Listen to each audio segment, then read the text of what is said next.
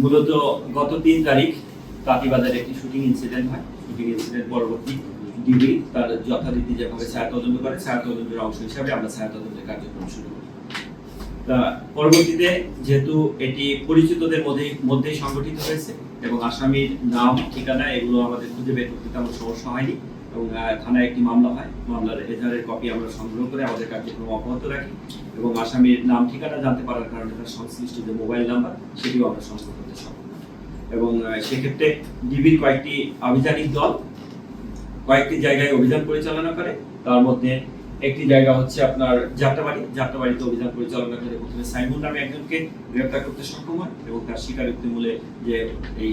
Shooting ইনসিডেন্টে যে অস্ত্রটি ব্যবহার করেছে সেই অস্ত্রটি কোথায় আছে সেই সম্পর্কে সে প্রাথমিকভাবে আমাদের দলকে জানায়। জানানোর পর পরবর্তীতে একটা সিজ অপারেশনের ধারাবাহিকতায় আমরা কেরানীগঞ্জে অপারেশন পরিচালনা করি এবং সেখান থেকে সোহেল ওরফে কাল্লু নামে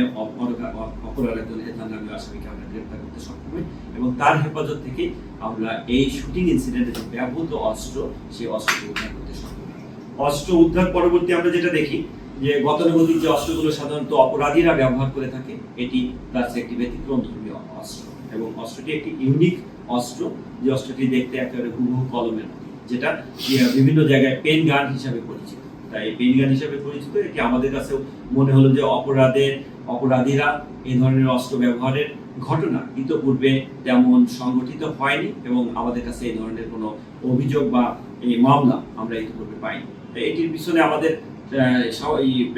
এই কারণেই এটার পিছনে আমাদের আগ্রহটা বেশি ছিল, যেটার রুট কোথা থেকে এই অস্ত্রটা আসে সেটি খুঁজে বের করা আমাদের প্রয়োজন এবং এটির রুট খোঁজার জন্য আমাদের তদন্ত কার্যক্রম অব্যাহত আছে।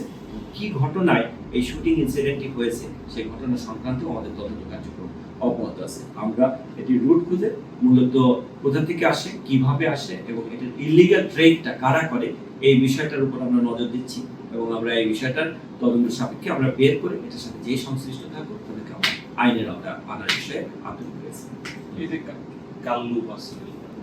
আমরা সবেমাত্র তদন্ত কার্যক্রম শুরু করেছি। তদন্ত কার্যক্রমের যে পর্যায়ে যেহেতু ঘটনার সাথে তার সংশ্লিষ্টতা আছে, ইতোপূর্বে এই ধরনের কোনো ঘটনার সাথে তার সংশ্লিষ্টতা রয়েছে কিনা বা এই ধরনের অস্ত্র সে ইতোপূর্বেও ব্যবহার করেছে কিনা অথবা অন্য কোথাও ভাড়া দিয়েছে কিনা এই সমস্ত বিষয়ে আমরা তাকে পুলিশ রিমান্ডে আনার জন্য আবেদন করব। আবেদনের প্রেক্ষিতে বিজ্ঞ আদালত যদি আদালতের কাছ থেকে রিমান্ড মঞ্জুর হয় তৎপরবর্তী তাকে ব্যাপকভাবে আমরা জিজ্ঞাসাবাদ করব এবং এই ধরনের অস্ত্র ইতোপূর্বে তার ব্যবহারের কোনো নজির আছে কিনা সেটিও আমরা খতিয়ে দেখব এবং পাশাপাশি কোথা থেকে এই অস্ত্রটি সে সংগ্রহ করেছে অথবা সে নিজে ক্রয় করে এই অস্ত্রটি এনেছে কিনা অথবা কারো কাছ থেকে ধার করে এনেছে কিনা সেই সমস্ত তথ্য আমরা বের করার চেষ্টা করব এবং বের করে এটার সাথে যারই সংশ্লিষ্টতা থাকুক তাকে আমরা আইনের আওতায় আনার বিষয়ে